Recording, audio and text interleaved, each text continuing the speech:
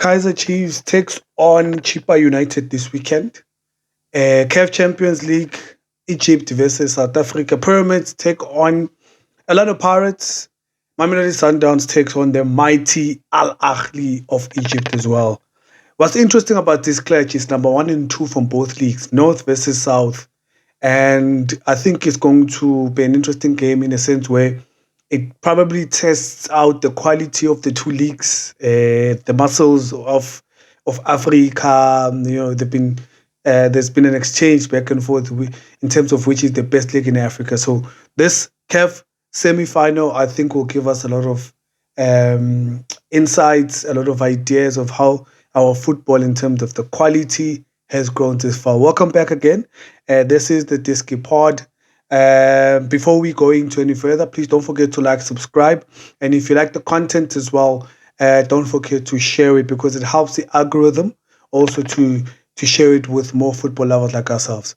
So, look, before we dive into it, I think the first thing is to talk about is just to cover the Kaiser Chiefs versus Chipa game and the importance behind this particular game. Because remember, they come from a high. They just won the semi-final against a big club, which is Mamelodi Sundowns at the moment. And for them, we're hoping they can take the confidence and that result into this kind of game, onto a league game. Now it was a cup game, into a league game. Now they can hope they can focus, come down, and come back. Now, what's interesting here is there's been a turn of events in regards to what's happening with the league. Now, with Royal AM, we're expecting them to be expelled from the league, meaning the 3 points also, or the points that the other teams that have benefited or gained, whether it's a point or 3 points, whatever teams that they've played against Royal AM, we're expecting deductions. And it adjusts the league in a certain way that I think Kaiser Chiefs drops out of the top eight and Chiba becomes above them. The math is very, very murky for me. But I'll put on maybe on the screen what's currently on Google. Then I'll search for, I think on SABC Sport, they did give us the updated log, which would exclude Royal AM. Now, I think I checked the news yesterday.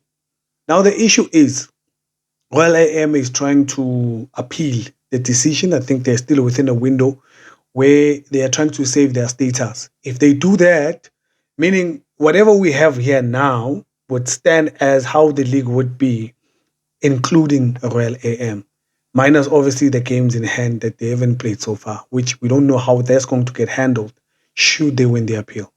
So, without all the politics and the boardroom politics, let's just talk about the game and how the league stands at the moment. Now, currently, including Royal AM as the 16th team in the league, Kaiser Chiefs would be at number 8, which they've played 24 games.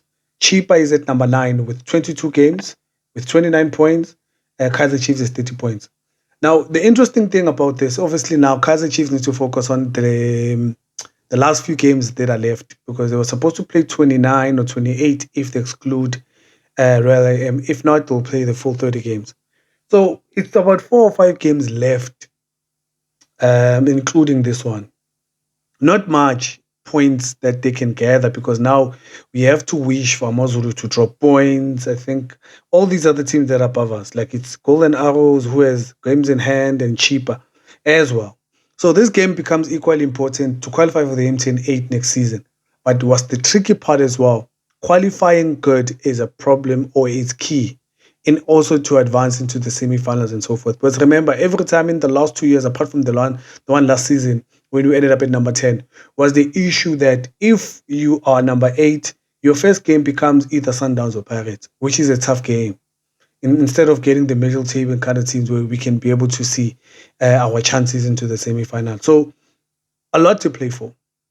Now, when you look at the players that played against Sundowns, Cele is a doubt for me because he had a knock. He was not fully fit. You could feel like he was more of a forced decision because we needed him at this point. So I'm expecting a couple of changes from that lineup.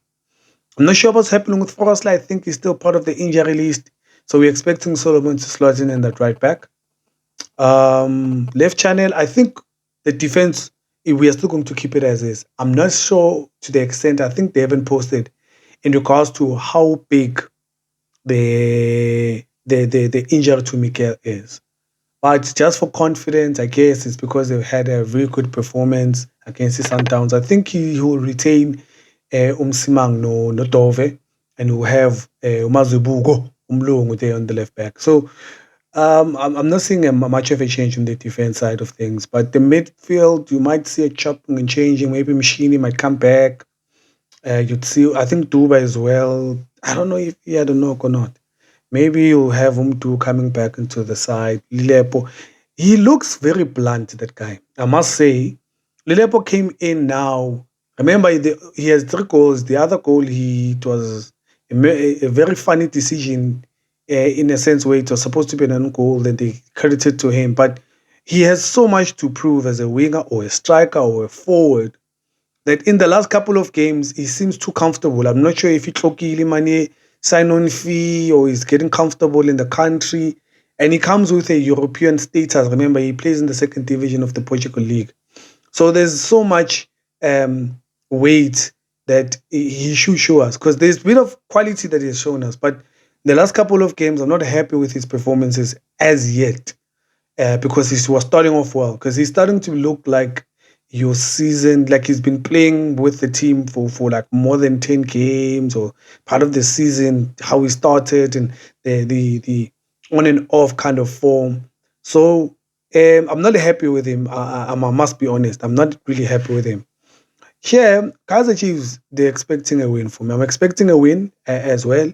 But Pulu Cheaper, we've played them twice, don't forget. So this would be the third time. We've won both games, but it would be tricky because Ukopo is quite, the coach that they have, the co-coach is specifically Kwanele Kopo. He's a very knowledgeable coach. He analyzes Kaiser Chiefs very well. So I think for me, the difference here, it's about mentality and the psychology of the players and how much or how really deep do they really want to win this game? Because we've seen Kaizer Chiefs how they play, obviously ball rotation, keeping the ball, chances, and obviously box entries. We always have the high ratio. We always have the high ratio, but the quality in front of goals. That's what I'm a bit concerned about because every time Kaizer Chiefs plays well, we create chances and all these things, but finishing has been poor. So I just hope here a win. I don't know how. We don't care if it's a 1-0, it's a set piece, but I'm expecting less mistakes. Clean sheet from Muvuma, I'm hoping, and it should be a clean game. But as Kaizer Chiefs, you would know, it's Lalene Nelson Mandela Bay. There would be controversy behind it. So that's all I have. Just leave comments leave your comments in the comment section. Tell me what you think about Kaizer Chiefs versus Cheaper. Do we have a chance? Do we have a lifeline in terms of Royal Air coming back? Maybe we can benefit from that game so we can have enough points to qualify the top 8. What do you guys think? Then second part maybe we can cover is the semi-final, Pirates versus Pyramids. What do we know about these two teams? Pirates, highly motivated, very good 2 legs that they've had against MC Algiers. Looked convincing, even in the first leg for me. In terms of his setup, yeah, I understand a lot of people can say we're a bit defensive in the first leg away from home. But I think the coach had it spot on. In my previous video, we did cover that. Also had a good game against Marumo Gallants. They qualified for the final comfortably. They're chasing history, quadruple maybe in the league, and semi-final CAF. If they can win CAF, if they can win Nedbank, they've already won the MTN8. So there's so much to play for this Pirates team. And obviously the announcement of the coach leaving gives them, it can work both ways, can give them the confidence to play each and every game like it's a final. So Pyramids as well, they are number 1 in the league as well. But they were playing midweek. Remember, a Pirates game got cancelled or postponed, let me say. So before they came into the country, they're actually playing a League Cup game, which they lost. So we don't know if that could play a part in this particular game where Pirates could have an advantage, especially them playing at FNB, which is a home game. So if they can wrap it up for me at FNB, they would have advantage because they play very well when they play away. So this fixture, it gives us a lot of thinking because if we are thinking a South African final, the first legs are so important. So I'm giving it to Pirates for me. I'm hoping Pirates can have something for us. In terms of lineup, not much changes because the coach doesn't change much. But I've seen that he doesn't use Masongai that much. Ukev. I don't know if it's because of injury. But he was resting Umfokeng, so it gives us insight to Umfokeng on the right. I think Quarter will retain his spot there. Defense, I don't think there's going to be much of a change. It's going to be interesting to Jala Marco Futi or also Jala Otto, maybe put in a creative midfielder inside so that they can have more players creatively moving forward. Probably he'll play with Udlamini, Maswangai, with a lot of left-footed players, and having Quartz on the side. So, look, one thing I would say, Pirates look very, very serious about CAF. Recently, yes, we can say they haven't been playing very good or haven't been in the spotlight. I think that's what makes them a dark horse in the top four that we have at the moment, because Pyramids, Al Ahly, Sundowns, it's a much more familiar face and than Pirates. Pirates, obviously, since they've won it in '95. In the recent years, they haven't been doing good. But they look, for me, if I were to call it, they look very, very determined to win this thing. And for me, they haven't lost a game, by the way. If a lot of people don't know, they haven't lost a game in CAF. So I think it's for Pyramids here to undermine this Pirates outfit. But I don't think Pirates is going to be too concerned about Pyramids, because Fistin Maele for me is the only player I can, top of my head, that I can really call is a concern for them. But Pyramids now, I think they won 23 games unbeaten, so Pirates needs to be careful. It's going to be a very close encounter. Give it is a semi-final and the stakes being so high and everything else. So it could be an interesting mix for me. So that's so far what I can say about this fixture. And I think for the South African in me, I see Orlando Pirates in the final. But I'm not saying it's going to be an easy game. North Africans, it make it very uncomfortable. But they're so concerned about how we play, which is something I think serves as an edge on our side. So, yeah, drop a comment if you're a Pirates fan. Tell us, what do you think? Do you think Pirates has a chance? Do you think Pyramids is a team that they should be worried about more? Or are we also, is it wishful thinking to think Pirates can meet Sundowns in the final? It's possible, or it could be an all Egypt final as well. So you'll never know. So our last game that we're going to cover is obviously Sundowns versus Al Ahly. They're calling it, or Sundowns is calling it a continental derby. So they don't tweet. It's very funny for me.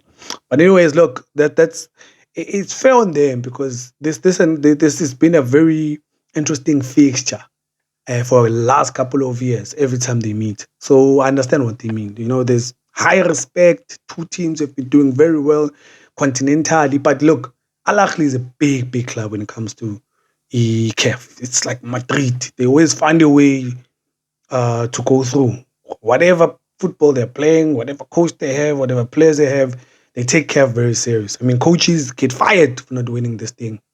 And they've always found themselves semi-final in the last couple of years. And look, all around, it's big. But the thing is, Sundowns always has Al Ahly's number. In the last couple of years, I think that's another thing that makes it so interesting. So Al Ahly has never won in Pretoria. So first leg is going to be a home game as well, which I'm quite concerned about that, because North Africans always get second legs away at home, which that's the only disadvantage I feel could be a concern. But the one thing that I've seen with South African teams, they play well away from home. These things of fan tactics, we're filling out stadiums, lasers and smoke screens and the noise, especially Sundown. They're very, very good in containing that noise.